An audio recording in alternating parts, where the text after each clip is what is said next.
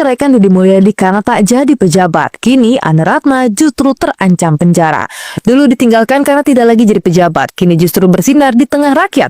Sementara sang mantan justru terjerat dengan dugaan korupsi.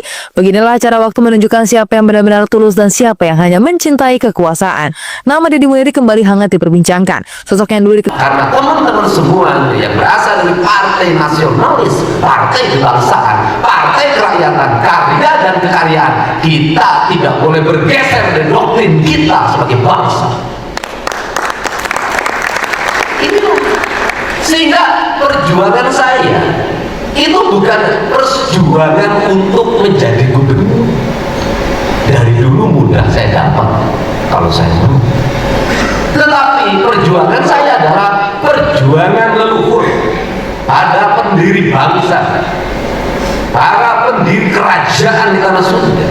Perjuangannya untuk mengembalikan kembali marwah orang Sunda, orang Jawa Barat, untuk menjadi raja, menjadi tuan di negerinya sendiri.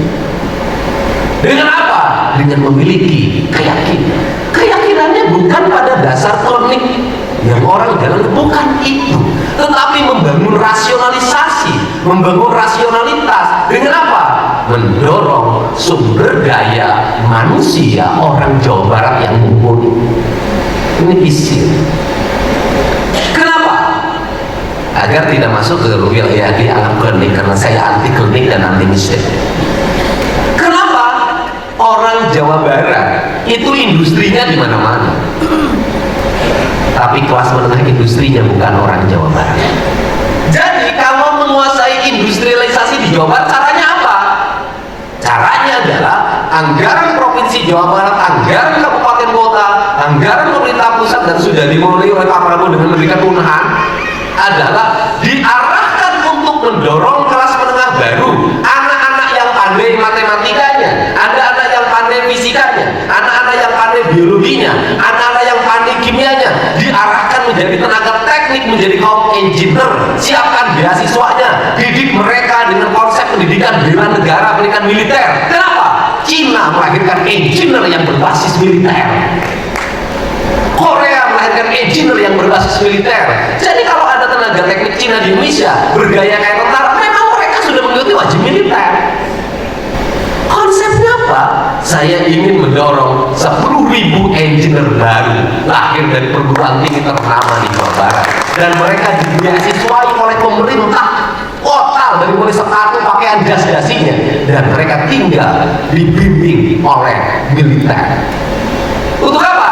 Membangun sikap mental kebangsaan yang kuat. Kenapa? Kita akan berkompetisi. Kita bangga Jawa Barat disebut provinsi religius. Kita bangga dengan itu. Pertanyaannya adalah religius simbolistik atau substantif? Kita mau provinsi religius tapi pinjolnya paling tinggi di Indonesia, apa enggak mau? Kita provinsi religius, kemudian bank emoknya paling tinggi di Indonesia. Kemudian kita provinsi religius tapi bank kelilingnya paling tinggi. Anda nggak klaim religius tapi perempuan di Jawa Barat dianggap murahan. Problem. Dianggap murahan tetapi murah. Aduh, rugi banget orang Jawa Barat.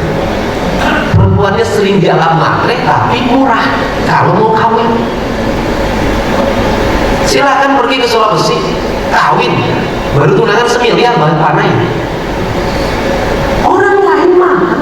Silahkan di Arab Saudi mahal. Di Jawa Barat asal apa jenderal laki suka sama suka, cukup usajadah jeung kena. Setelah itu mereka bercerai, lahirlah anak pertama, lahirlah anak kedua, jadi beban orang tua. Makannya sama bisa Saya tadi malam di Kuningan bertemu dengan seorang buruh yang ngurus sapi milik tetangganya. Anak sapinya digedein sampai dijual 20 juta. Setelah dijual 20 juta apa? Pakai kawin anaknya. Setelah kawin anaknya, anaknya melahirkan lagi, tanggung jawab orang tuanya. Itu terjadi di Jawa Barat, mengakibatkan kemiskinan ekstrim. 17 tahun menikah, 18 tahun menikah, punya anak 2, laki-lakinya pergi lagi kawin lagi. Saya nanganin kasus di Bogor, saya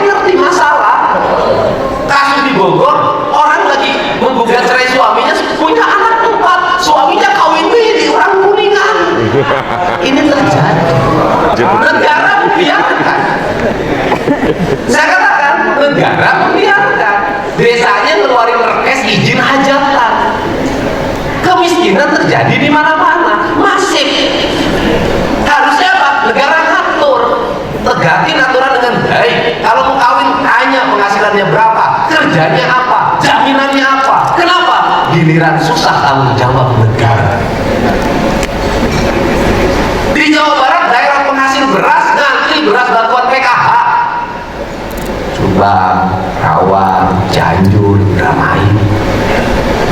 Kan ini problem. Nah, sehingga tingkatan yang kedua, setelah sumber daya, saya terjemahin, saya terinspirasi Pak Ismail kemarin cerita, maka kita harus apa? Membangun kerangka ekonomi kerakyatan. Kalau membangun kerangka ekonomi kerakyatan, apa? Beban rakyatnya kurangi. Bagaimana beban rakyat kurangi? Beban rakyatnya, beban pendidikannya kurangi. Sekolah harus free dari SD sampai SMA, sudah berjalan. Tetapi rakyatnya didik. Bagaimana rakyatnya didik? Sekolah gratis. Bayar 200.000, iuran ribut. Iuran 300.000 ribut. Iuran 500.000 ribut se-Indonesia. Tapi anaknya jajan 20.000 sehari tidak ribut. Apa yang terjadi terhadap masa depan anak-anak Jawa Barat? Masa depan anak Jawa Barat hari ini lemah. Kenapa? Anak-anaknya tiap hari jajan, Pak, bayar pulsa, kredit motor.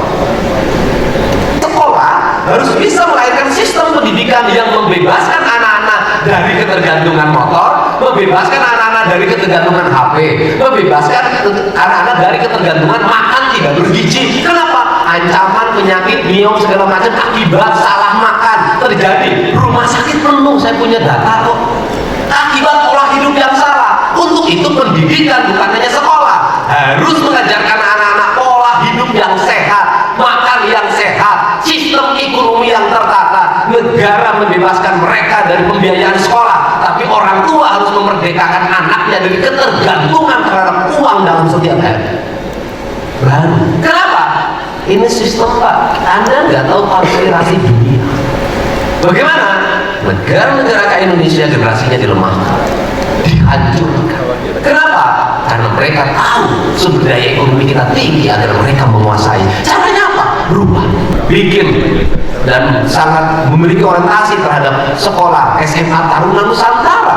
Maka sistem SMA Taruna Nusantara harus masuk sampai tingkat SD dan TK. Bukan hanya kenapa? Karena itu hanya sebagian kecil. Masuk di situ berapa orang? Sedangkan rakyat kita jutaan. Semua sekolah sistemnya harus seperti Taruna Nusantara. Tidak ada lagi sekolah favorit dan sekolah favorit. Semua harus sama, setara. Kenapa? Hari ini terjadi perbedaan dengan 10 tahun, 30 tahun yang lalu. Dulu zaman Pak Yon muda, anak-anak orang miskin bekerja keras, ngambil kayu bakar, ngambil air, pelihara domba, pelihara kambing, tiada hari tanpa bekerja. Orang tuanya galak, telat mandi dikebukin, telat sholat dikebukin, telat ngaji dikebukin. Kemudian setiap hari dididik, orang takut sama orang tuanya, sehingga dia bekerja keras. Di sekolahnya juara pertama, hidupnya efisien, bisa kuliah walaupun biayanya tidak punya, jadi aktivis organisasi, jadi HMI, jadi PMKRI, jadi GMRI, ngerti pergaulan, tahu terhadap abang, kakanda, ibunda, jadilah pengurus KNPI, jadilah pengurus AMS, AMPI, jadilah para anggota dewan. Kelas itu berdasarkan nomor urut akhir kelas menengah dari anak-anak orang miskin. Hari ini anak orang miskin kerja tiap harinya motor-motoran. Kenapa? Dapurnya sudah pakai LPG 3 kg, nggak perlu lagi ngambil kayu bakar. Anak orang miskin tidak bisa lagi nimbah merek. Kenapa? Sudah pakai sabun. Anak orang miskin tidak bisa lagi masak. Kenapa? Masaknya pakai magicom. Setiap hari mereka ngumpul, ingin jadi TikToker, tidak semuanya berhasil. Ingin jadi YouTuber, tidak semuanya berhasil. Mereka ngumpul tanpa aktivitas yang jelas, nongkrong di warung, nongkrong di saung, motor-motoran, kehamilan muda, perkawinan dini terjadi di mana-mana. Kemudian masuk berpolitik, mohon maaf, agak susah hari ini. Kenapa? Pemilihan secara langsung perlu biaya, perlu konektivitas. Akhirnya yang jadi anggota DPR anaknya bapaknya politisi, yang jadi bupati anaknya bupati. Kenapa? Karena negaranya sudah tidak mungkin orang-orang miskin mengambil akses. Kenapa? Perlu biaya dalam berpolitik. Jujur. Jadi ke depan anak orang kaya itu akan semakin mendapat kualifikasi. Kenapa? Bapaknya DPR guna gaji ke negara, induknya DPR guna gaji ke negara, anaknya DPR guna gaji ke negara. Produktivitas industrinya jalan, pertaniannya jalan, anak-anaknya disekolahin di luar negeri, disekolahin di pesantren yang pesantrennya ketat pendidikannya. Anak orang miskin gak punya akses. Inflasi terjadi, berpengaruh pada mereka. Kenaikan upah anggota DPR, kenaikan tunjangan anggota DPR berpengaruh pada mereka. Mereka nggak punya akses ini. Ini akan ada ancaman baru, lahir disparitas ekonomi. Yang kaya makin kaya, yang miskin makin miskin. Orang kaya jadi anggota DPR makin kaya, orang kaya jadi bupati makin kaya. Kenapa? Tidak koruptif jadi bupatinya, industrinya lancar tiap hari, pabriknya nggak dipakai lagi. Kenapa? Di mobil dinasnya sudah dibensinin, sopirnya sudah dibayar oleh negara, tempat tidurnya sudah dibeliin. Wah, duitnya nyandung tuh.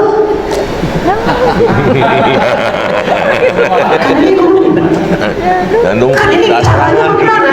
Nanti Pak Ir, Pak Yon, kemudian Pak Untung, kita rumuskan. Sekolah-sekolah terbaik harus ada di desa-desa, guru-guru terbaik harus ada di desa-desa, guru-guru terbaik harus ada menjadi ngajar di sekolah-sekolah miskin. Dan negara harus tegas, harus keras. Kenapa? Karena sikap tegas dan sikap keras penting untuk memperubah manusia. Kenapa? Karena hari ini orang tua kalah oleh anaknya. Ini kedua, untuk menyelesaikan disparitas harus itu. Nah, diturunin lagi apa lagi? Infrastruktur publik harus memadai. Ini negara merdeka sudah lama. Masa masih ada orang sakit di Tanjung, di Cianjur? Masa masih ada orang masuk ke sekolah masih berenang lewat sungai? Nggak bisa. Kenapa? Keadilan harus terdistribusi secara baik. Infrastruktur publik harus tertata sampai pedesaan, terintegrasi. Fungsi gubernur, evaluasi anggaran tidak boleh administratif, harus substantif. Kalau administratif hanya memenuhi persyaratan administratif, administratifnya terpenuhi kabupaten ini, alokasinya ini. Saya tidak. Saya akan tanya kabupaten itu, Anda kebutuhan dasar dari masyarakatnya apa? Selesaikan 100% dulu, baru Anda program yang lain. Jangan dulu ada program-program yang di luar kebutuhan dasar masyarakat. Kalau Anda ingin membuat masyarakatnya maju, bisa jadi. Saya administratif, saya akan tempatkan di setiap kabupaten kota tim ahli anggaran yang mendampingi kabupaten kota dalam menyusun anggaran, termasuk di provinsi. Untuk apa? Ini Jawa Barat harus cepat maju. Gak bisa terus-terusan begini terus.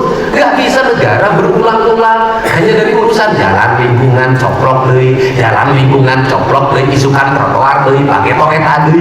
Angus atuh itu negara teh. Terkoneksi dan nanti dewan harus memiliki hak untuk. Assalamualaikum warahmatullahi wabarakatuh, teman-teman, bapak ibu dan semoga sehat selalu ya. Oke teman-teman, ya kali ini pidato Kang Deddy Mulyadi yang menunjukkan bahwa Kang Deddy tujuannya bukan menjadi gubernur ya, seperti itu. Tujuan Kang Deddy bukan hanya Jawa Barat saja teman-teman, tapi Kang Deddy ingin ya semua rakyat Indonesia tahu leluhurnya gitu ya. Jadi nggak ngerusak alam, menjaga alam dan yang lainnya ya teman-teman. Untuk tadi mantan istri Kang Deddy ya nyesal sih ya, malah sekarang terlibat kasus teman-teman ya. Dulu Kang Deddy sampai ditinggalin, Kang Deddy sampai dituduh musyrik ya, tapi sekarang nyesel kan ya, malah kena kasus, malah Kang Deddy yang bersinar Jadi alam tahu siapa yang benar ya teman-teman ya. Hukum alam ada.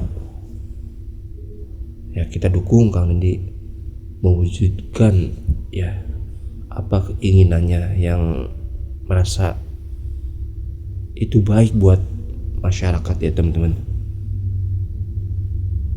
Jadi tujuan Kang Deddy bukan jadi gubernur ya teman-teman. Ya perlu digarisbawahi. Pantesan Kang Deddy selalu menyampaikan tentang ajaran-ajaran leluhur ya yang terlupakan. Di ini alasannya. Ya intinya paket lengkap lah kalau di akademisnya, agamisnya dan sosialnya tuh nyatu ya teman-teman ya. Kita hanya bisa ya semua kita bisa meniru ya teman-teman sedikit dari sifat baik Kang Deddy. Terima kasih. Assalamualaikum warahmatullahi wabarakatuh.